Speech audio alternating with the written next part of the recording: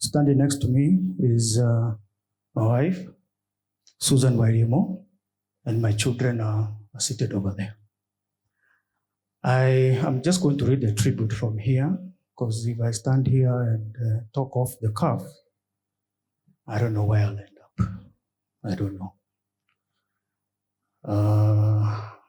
So I'm going to read my tribute. It's a little bit different from what you have in the booklet.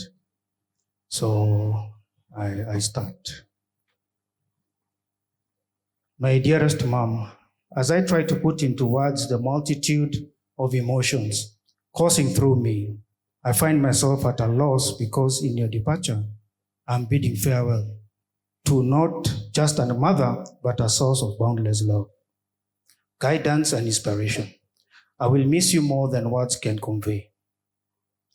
Reflecting on the years gone by, I'm flooded with memories of your unwavering love and the invaluable nuggets of advice you generously imparted. From the early years of my life, I witnessed your caring nature, evident in the way you nurtured not only me and my siblings, but also extended a helping hand to friends and relatives. Just like an example is my uncle who stood in front of me here. As the firstborn son, I had the privilege of witnessing your grace and resilience in the face of challenges. You taught me that strength isn't just about muscle, but about fortitude of spirit. Your unwavering commitment to family, your unbreakable spirit in times of adversity, and your boundless capacity for love have been the bedrock of our family's unity. Your love for the extended family knew no bounds. You opened our home to uncles, aunties, cousins, and friends, providing not just shelter, but also the support needed to pursue their dreams. You've just had my uncle here. Your selflessness, and let me stress, she was unselfish, that I can attest, made you a dream maker, not only dreaming for yourself, but also helping others actualize their aspirations.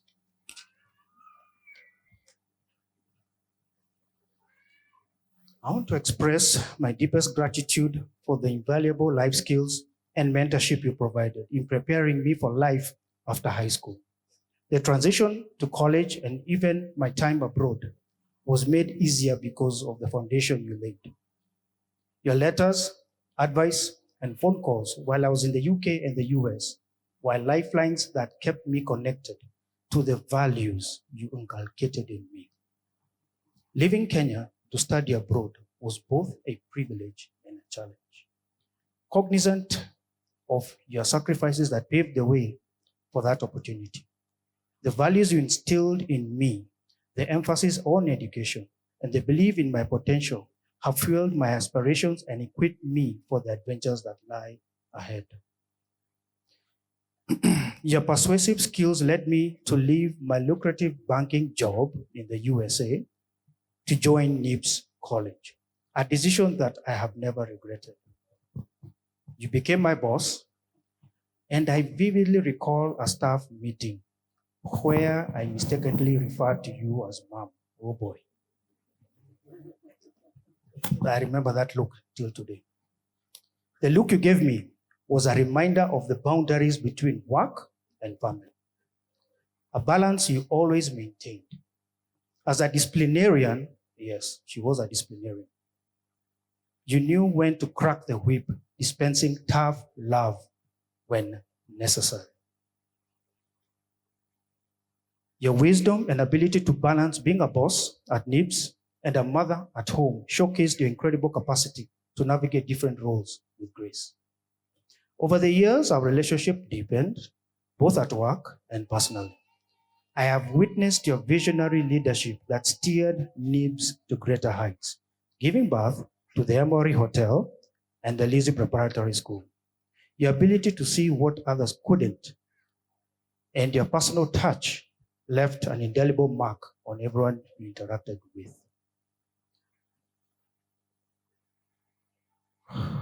Today, as we bid farewell, I do not say goodbye. I say thank you.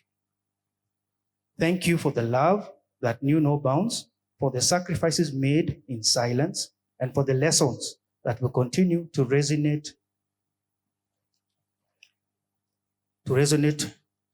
in my heart.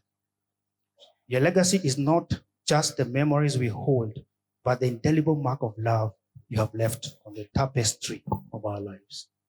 I'm committed to carrying on your work to the best of my ability, making you proud.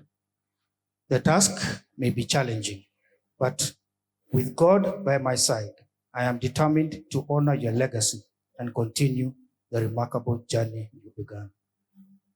Rest peacefully, dear Mom. Your love will forever be the guiding light that illuminates my path with eternal love. Rest in peace, Mom. Good afternoon. My names are Stella Wajiro Joroge. Beside me, my husband, Lawrence Masharia Joroge, and my very good sister, Lizzie Wanyoike. I first want to just thank everybody for taking their time today to come and mourn with us. We as the family do not take this for granted, and I will try to get through this. So the other day I came across a letter I had written to my mom when I was in university in the US. It was the typical, please send me money. So unlike our other family members, we used to be given money. So that was the purpose of that letter.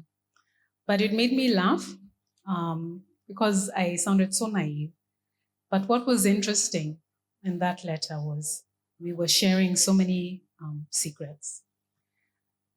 But living apart for over 18 years, our relationship diminished a little. But when we moved back to Kenya, we were able to reconnect, and this was the last 12 years. But more so in the last 2 years when she was ailing.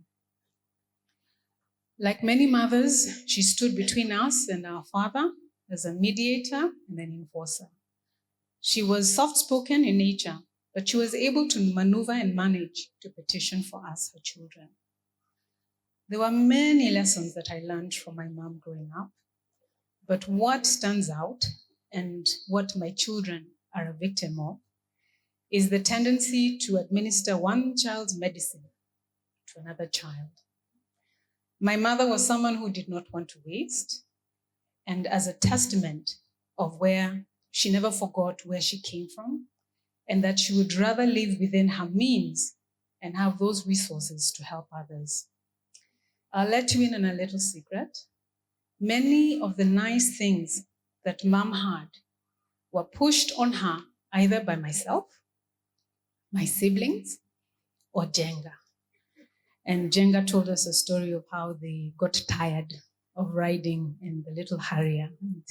They wanted to upgrade themselves, but in a very soft manner. They approached Mom, and she acquired a Land Cruiser so that they can be visiting all the many churches and communities that, and all the work that they were doing. So my mom was simple, and she was very, very frugal. So we know my mom as a true epitome of hard work, determination, and innovation. However, for me, what stands out was that she was a symbol of reinvention. She constantly talked to me on how she had picked up her life and reestablished herself in her later years. And this is when she was in her late 40s. In fact, that was the carrot stick that she used to convince me to relocate back to Kenya. Because at that time we were feeling that we were too old to change jobs, too old to do this. But she told me no, 40 is the new 20. So she convinced us to relocate, and we came and we joined her business. She questioned, and this is when we're still in the US, she questioned, why are we putting so much effort into building up a nation that was not even our home? She made me understand that working was not only about providing for my family, but it was also about contributing to the lives of others, and that we should think hard about whose lives we were really impacting. I know many are surprised and even shocked at the passing of Mom. I'll take this time to just give a brief or mention a few things about her journey, because the last 2 years I worked very closely with her. And also because there are some lessons that she wanted us to learn from her experience in her typical manner as an encouragement to many other people, especially those who are navigating the medical space. So many don't know that for over 5 years, she was not feeling well. And for the last 3 years, her illness started to escalate. Many of the events, shows, meetings, speaking engagements, church services, school meetings, those that she attended, and many of you know because you attended them together with her, she was participating in her very weakened state. God is the one who provided her with the strength and the ability to give her all at those events. But in the background, I tell you, she was very weary. She visited many doctors during this time of sickness, and nothing was diagnosed to explain why she was feeling unwell, why she was ailing.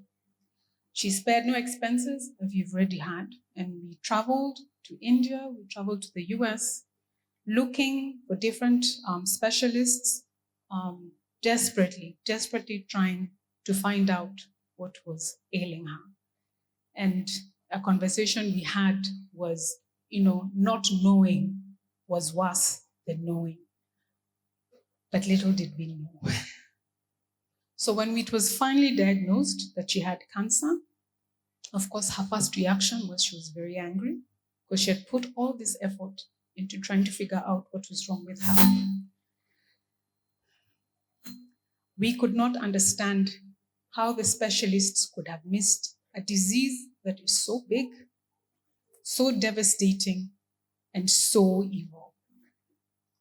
But she refused to dwell on this aspect. She refused to dwell on this knowledge, and she quickly put on her armor, preparing herself for the battle ahead.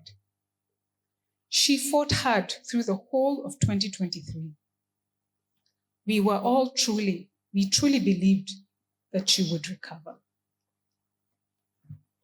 So the lessons she wanted us to take heed of: number 1, take full control of your health care.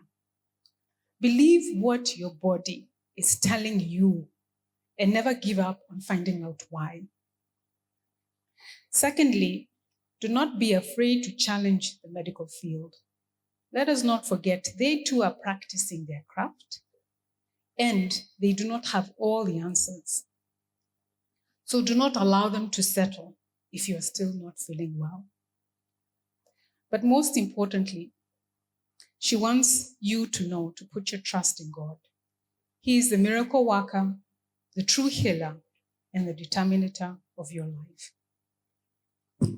Right now, we may feel that cancer has won.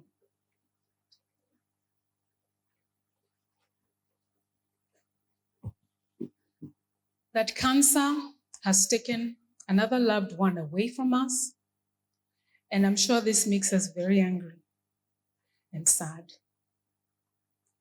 But family, friends, dear ones, let me tell you that cancer did not win. But our God has taken Mom home as her reward. And this we can testify from Isaiah 57, 1-2. And I read, "The righteous perish, and no one takes it to heart. The devout are taken away, and no one understands that the righteous are taken away to be spared from evil. Those who walk uprightly enter into peace. They find rest as they lie in death." And that is Mom. So I want to leave you with another challenge that Mom passed on down to us. Those who knew her personally and those who knew her from a distance. And we can all attest, and you will continue to hear very many stories about Mom. but I'll read from the Bible.